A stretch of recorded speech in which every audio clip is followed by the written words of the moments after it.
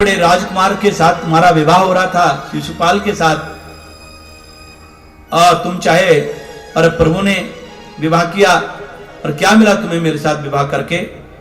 चेहरा देखा, सोचा कभी गुस्सा नहीं आया होगा।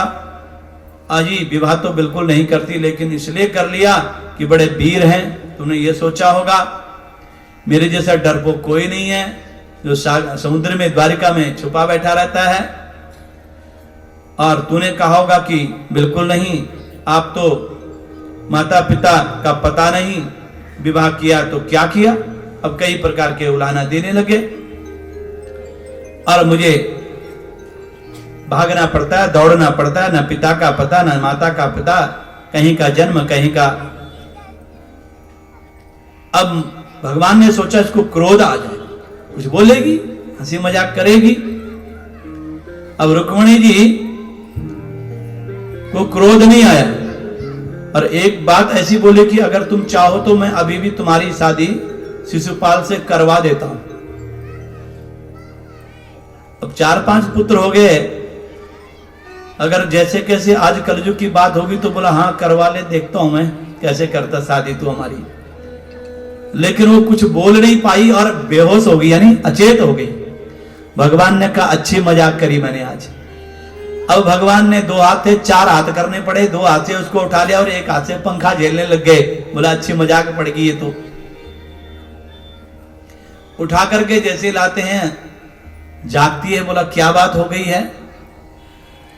लेकिन रुक्मिणी हाथ जोड़ करके कृष्ण से कहती है और जवाब देती है कि आपने गलत थोड़ी कहा, आपने कहा मेरा और तुम्हारा मेल नहीं है।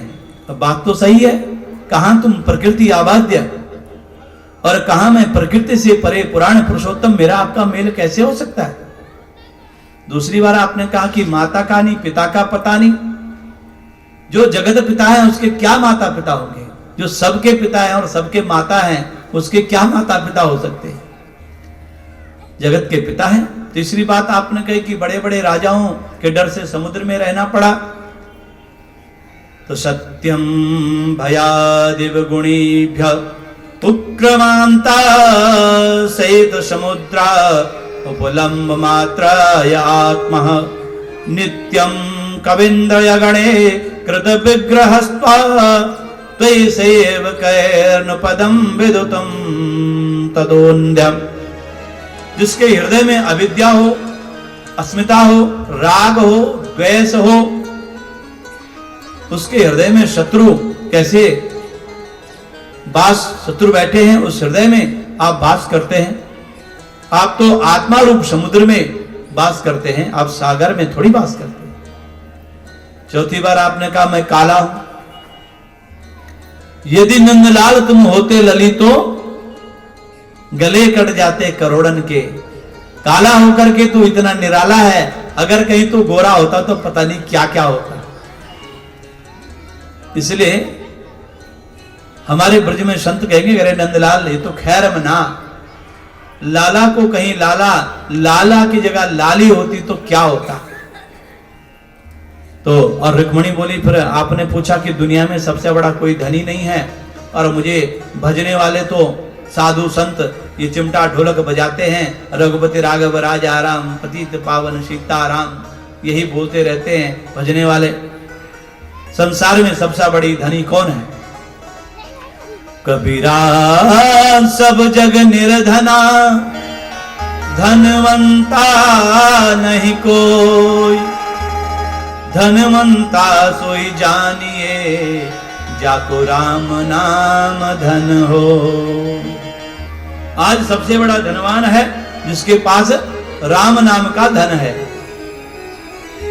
जो लोग डायमंड के पारखी हैं, सुवर्ण के आभूषण कम पहनते हैं, जिनको हीरा नहीं मिलता है वो सोना पहनकर काम चलाते हैं, लेकिन जिनको हीरा मिल जाए वो सोने का क्या करेंगे। ऐसे थोड़ी मीरा ने गाया था ना कि पायो जी मैंने राम रतन, जी मैंने राम रतन धन पायो, पायो जी मैंने राम रतन धन पायो, पायो जी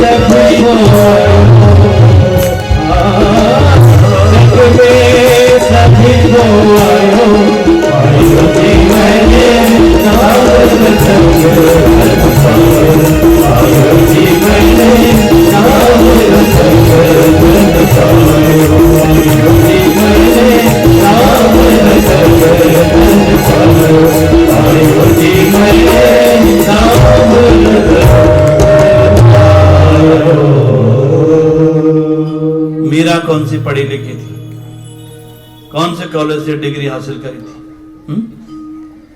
लेकिन आज मीरा के पद गाए जाते हैं यूनिवर्सिटी में, आते हैं ना। वो उसने कौन से विद्यालय से कोई डिग्री ले रखी। एक बात, संसार में जितनी चीजें हैं सब बिगड़ने वाली हैं। धन कमाने में तकलीफ है, धन खर्च हो जाए तकलीफ हो जाती है। दोनों से ज्यादा तकलीफ धन की रखवाली करने वालों को होता है। धन की रखवाली भी ज्यादा करनी पड़ती है, ज्यादा होगा तो कभी टैक्स का खतरा, कभी अगर कहीं रेड बढ़ गई तो उसका भी खतरा। इसलिए लेकिन राम नाम का जो रत्न है उसमें ना कभी खतरा है ना कोई टैक्स पड़ता है। कुछ जितना जाओ उतना कमाओ और वो बैलेंस बढ़ाते रहो। एक बार क्या हुआ कि आजकल विदेश में पढ़ने के लिए बड़ा प्रचलन हो गया, हमारे बच्चे विदेश पढ़े। अब विदेश में बच्चे आए पढ़ के और अपने गांव में जैसे पहुंचे और जाकर के, अब गांव में दूर नाव के पास से घर था, नाव से पार जाना था। अब गंगा मैया को पार करने के लिए केवट भैया बोले, भैया पार करा दो हमको नैया। बोले कर देंगे, बैठो। अब नाव में बैठते बैठते अब केवट भैया अपना भजन कर रहे हैं। मेरी नैया में सीताराम, गंगा मैया धीरे बहो। मेरी नैया में सीताराम, गंगा मैया धीरे बहो। नैया में सीताराम, गंगा मैया धीरे बहो। नैया में सीताराम, गंगा मैया धीरे बहो। धीरे बहो मैया, धीरे बहो, धीरे बहो मैया, धीरे बहो, धीरे बहो मैया, धीरे बहो, धीरे बहो मैया, धीरे बहो। मेरी नैया में गंगा मैया धीरे बहो। मेरी नैया में गंगा मैया धीरे बहो। नैया में सीताराम, गंगा मैया धीरे बहो। मेरी नैया में सीताराम, गंगा मैया धीरे बहो। अब चल रहे केवट भैया, अरे बोला ये क्या भजन भजन लगा रखा तुमने? बोला क्या हुआ भैया, क्या मालूम? अरे बोला तुमने कभी भूगोल पढ़ी है? बोला नहीं भैया हमने तो कभी भूगोल नहीं पढ़ी। बोला तुम्हारा जीना बेकार। अरे तुम्हें पता है इतिहास भी पढ़ा है, इंग्लैंड में कितने अवार्ड हैं? बोला हमको नहीं पता है भैया, हम नाव चलाते हैं। बोला तुम्हारा जीना तो बेकार। तीसरा व्यक्ति खड़ा होकर के बोला कभी साहित्य पढ़ा? शेक्सपियर ने कितने नाटक लिखे हैं पता है? बोला भैया हमको नहीं पता। बोला फिर तो तुम्हारा जीना बेकार।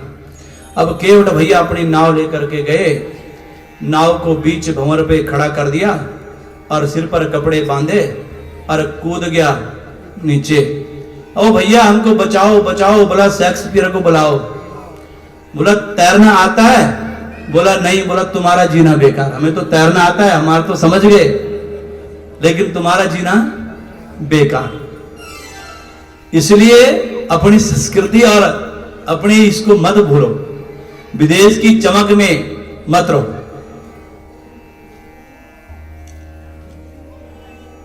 आचार्य कहते हैं कि भगवान नारद के द्वारा पता चला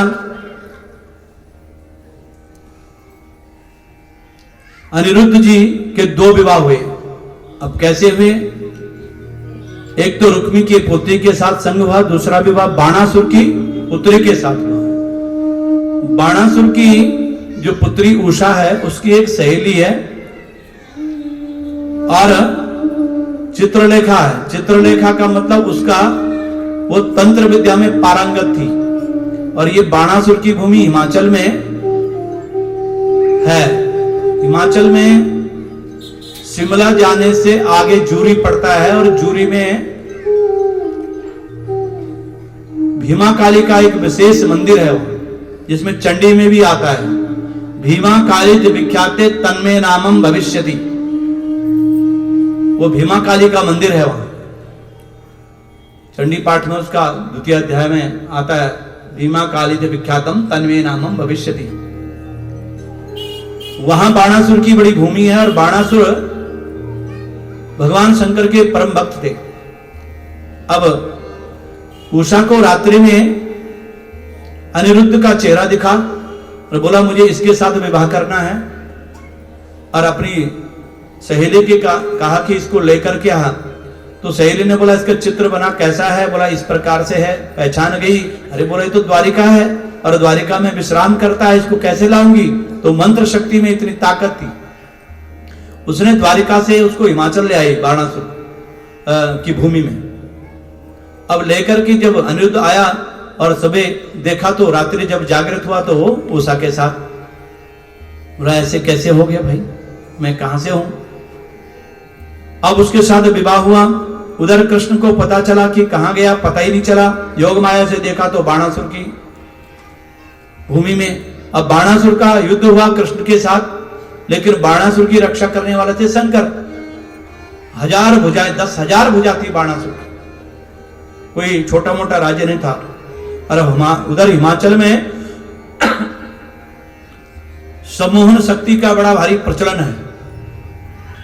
वहां पर उस राक्षसी भूमि बाणासुर की, वहां आज भी आदमी का भेड़ बना देते हैं। ऐसी शक्तियां वहां आज भी हैं, लेकिन बहुत ऊपर है, वहां जाना संभव नहीं है। लेकिन कुछ गांव अभी भी है वहां। एक बार मैंने कथा करी थी, शिव पुराण करा था वहां, तो हम वहां देख करके आए हैं क्या व्यवस्था है। साक्षात हिमालय है। और जब भगवान का और बीच में युद्ध हुआ तो बाणासुर मरे नहीं। भगवान शंकर ने कहा इसके भुजाएं जब तक नहीं कटेगी तब तक मरेगा नहीं। भगवान ने सुदर्शन चक्र से बाणासुर की भुजाएं काटी, बाणासुर का उद्धार किया और अनिरुद्ध का उषा से विवाह करके द्वारिका में है। आज भी भीमा काली के मंदिर में चक्र, उस वक्त के आयुध, उस वक्त के जितने भी भगवान कृष्ण और उसके चक्र थे वो वहां मौजूद हैं। और वहां के मुख्यमंत्री थे राजा वीरभद्र। हिमाचल के मुख्यमंत्री राजा वीरभद्र, राजघराने से। वीरभद्र तो अब रहे नहीं, अब तो वहां मुख्यमंत्री जयराम ठाकुर है, पर पहले वीरभद्र थे। तो वीरभद्र राज कराने से और भद्रकाली का मंदिर उसने ही प्रतिष्ठित कर रखी वहां। तो सेन परिवार वहां राज परिवार अभी भी राज करते हैं। कभी आज मेरे कृष्ण ने की पुत्र उम्र होगी 50 वर्ष और कृष्ण के पौत्र जो अनिरुद्ध है उसकी उम्र है 25 वर्ष। बाबा जो कृष्ण है वो हो गए 15 वर्ष के। आपने कभी देखा कि बेटा 50 वर्ष का और बाप 25 वर्ष का हो? भगवान 15 वर्ष के लगते हैं, पहचाने ही नहीं जाते हैं। भगवान आज एक पौंडुक से सामना होता है जो भगवान को अपने नकली हाथ चक्र दिखा करके उसका उद्धार भगवान ने किया। जय पौंडुक वासुदेव स्वामी जय पौंडुक वासुदेवा भक्त जनन के प्रभु जी प्राणान के देव। पौंडुक वसुदेव ने कृष्ण को पत्र लिखा कि मैं कृष्ण हूं और उद्धव के साथ मेरे प्रभु पधारे, उसका उद्धार किया। आचार्य सुखदेव कहते हैं कि भगवान बनने में फायदा नहीं है, जो सेवक बनने में फायदा है। अहम ही नारायण दासः, दास बनने में फायदा है। आचार्य सुखदेव जी ने कहा नारद जी प्रभु की लीलाओं के दर्शन करने आए, 16,108 भवन में रहते हैं, कैसे रहते हैं इतनी रानियों के साथ? नारद भी चक्कर में पड़ गए। एक कृष्ण इतनी रानियों के साथ। सुखदेव जी कहते हैं पहले हमने राम कथा इसीलिए की भगवान की। भागवत में राम कथा आई ना पहले, इसके बाद कृष्ण कथा चली। क्योंकि जीवन में अपना एगा जब तक वो राम कथा नहीं सुनेगा तब तक वो धर्म या मर्यादा का चश्मा जब तक उसको नहीं लगेगा तब तक वो कृष्ण कथा को समझ नहीं सकता है। 3 महीने हो गए नारद जी नाटक देखते देखते, प्रणाम करके। कोई आश्चर्य नहीं, भगवान अपने चरित्र में क्या आश्चर्य करते हैं। नारद जी ने कहा गोपाल आजकल पांडवों की एक नई राजधानी बनाई है जिसका नाम इंद्रप्रस्थ है, और भगवान ने इंद्रप्रस्थ गए। पांडवों से कहना यज्ञ में जरूर आऊंगा। यज्ञ हुआ बड़ा। भगवान बोले कहा कैसे हो? और प्रभु ने इंद्रप्रस्थ में आए हुए पांडवों से बोला भैया अब इतना बड़ा राजसूय यज्ञ हो रहा है तो सब अपना काम संभाल लेते हैं। तो किसी ने भोजन का काम संभाला, किसी ने धन का काम संभाला। अंत में अर्जुन कहते हैं जरासंध हमारी तरफ सारी पार्टी तो है, सारों को तो हमने परास्त कर लिया, पर जरासंध हमसे परास्त नहीं होता है। जरासंध का उद्धार कैसे होगा? कन्हैया ने बोला उसका उद्धार भी होगा, देखेंगे। आज भगवान ने ब्राह्मण रूप धारण कर लिया, अर्जुन को पंडित बना दिया, भीम को वही पंडित बना दिया और बोला चलो जरासंध के पास। जरासंध के पास जरासंध का एक नियम था कि जितने ब्राह्मण आए खूब सारा धन दौलत देता था, जो चाहे मांग लो। आज भगवान गए बड़े खुश होकर के, और जैसे ही जरासंध के पास गए, आइए विराजिए आपको क्या चाहिए?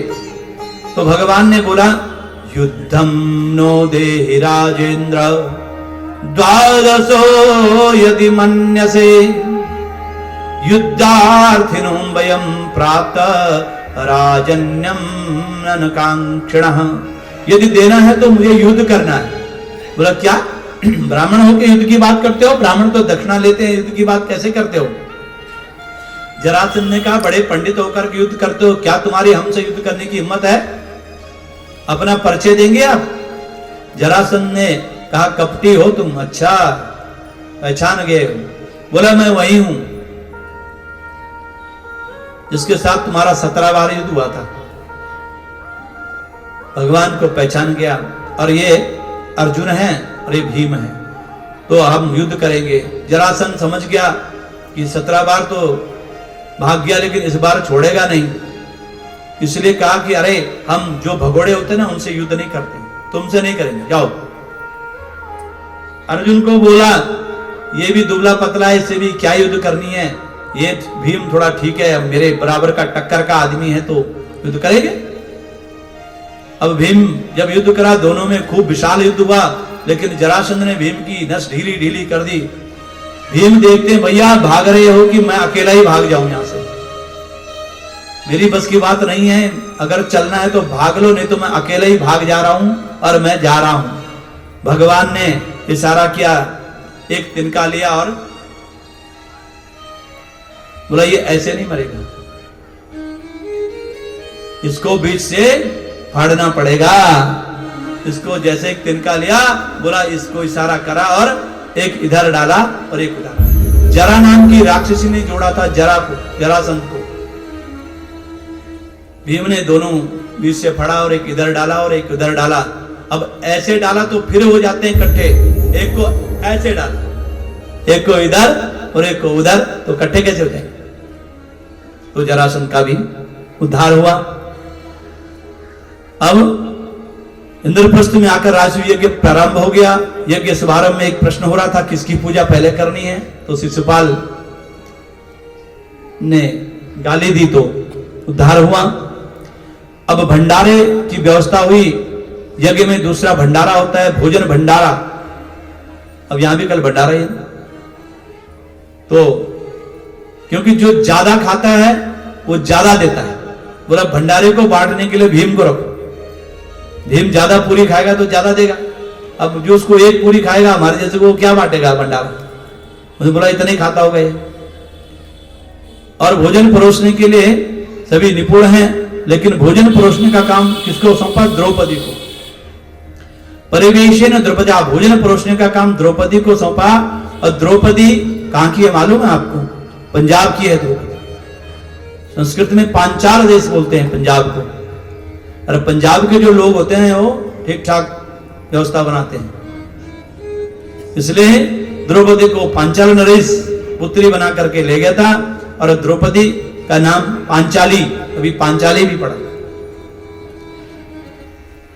भगवान कृष्ण बोले आप सभी ने सेवा कर दी, अब सबने अपना काम बांट दिया, अब मुझे भी कुछ अपना काम कर देना चाहिए। तो भगवान ने कहा जो संत महात्मा पुरुष जो आएंगे मैं उनके चरणों को धोऊंगा, ये मेरा काम है। भगवान ने अपना घर संभाल लिया। और उसी यज्ञ में दुर्योधन आया। जब महल को देखा तो जहां पानी था वहां नहीं था, और जहां था वहां था। तो द्रौपदी हंस पड़ी और कहा कि अंधे का अंधा ही होता है। श्री कृष्ण शांति दूत बनकर गए थे, महाभारत हुआ, आपको सारी कहानी का पता ही है। तो इस प्रकार से परीक्षित को समझा रहे हैं कि ये कृष्ण आपके परबाबा बाबाओं की बड़ी रक्षा करी। परीक्षित एक बात, गोविंद से मिलने का काम मन में नहीं, तो मन को गोविंद की चरणारविंद में लगा दो। लोग एक चौबे जी थे और चौबे जी भांग पी करके बैठे और भैया बोल तो मथुरा जाना है। और नाव में जैसे शाम को नाव में बैठे और बैठते बैठते अपना भजन करते लगे और करते करते सुबह हो गई, लेकिन नाव वहीं की वहीं। बोला कैसे? बोला भैया मथुरा आ गया। बोला मथुरा कहाँ? ही नाव तो खुली नहीं, हो तो यहीं की ही है। दूर नगरी बड़ी दूर नगरी,